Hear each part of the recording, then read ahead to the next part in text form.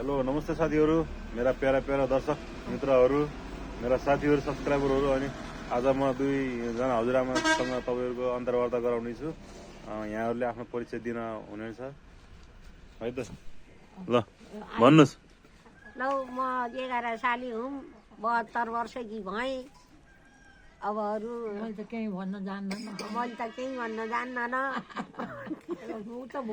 छोरा नाति त अब कति 4 महिना 8 महिना 12 महिना 13 महिना 14 महिना 15 महिना 16 महिना तिनी 4 भाइ 17 18 19 20 महिना नाना अझ 22 महिना नाना छन्। पलाइतिन अझ 4 महिना पलाइतिन छन्। उहाँ घरका फेरि विश्रामका यता हेरेर भन्नु क्या। अब छोरा नाति अब यस्तो छ सबै। अब अनि अरू अपेक्षा हजुर के हो त अझै के पैसा गर्नुहुन्छ? पेसा त खोइ के गर्नु, किन गाई साई छन् गोडा दुई त्यही हो। छोरा नाति त भए अब चम्झमै छ, राम्रै छ। छोरा नाति फलुन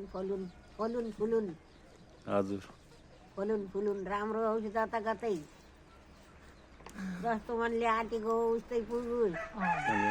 अनि तपाईँले भन्नु मैले त जान्दैन। भन्नुहोस्। भन्न भन्न जान्नु जान्दैन। 2-4 शब्द भनिदिनु केही न केही यस्तो उस्तो भनेर। जान्दैन। अनि अरू भन्नु। गिराउनु जान्नु तपाईँले? गिराइदिनु ल फेरि। गिराइदिनु। कहाँ गिराउने म गिराउँछु गिराइदिनु। लौरी तितेको चाल पाइन दाइ मैले जोवन बितेको।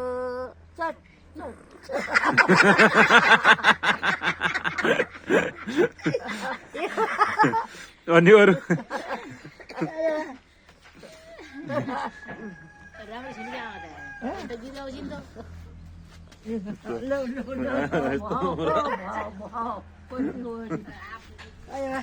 ल अरू त्यति हो। आठको गिराउनु। कुन नि त आठको गिराउनु। गिराउने आज चट गरौँ अब।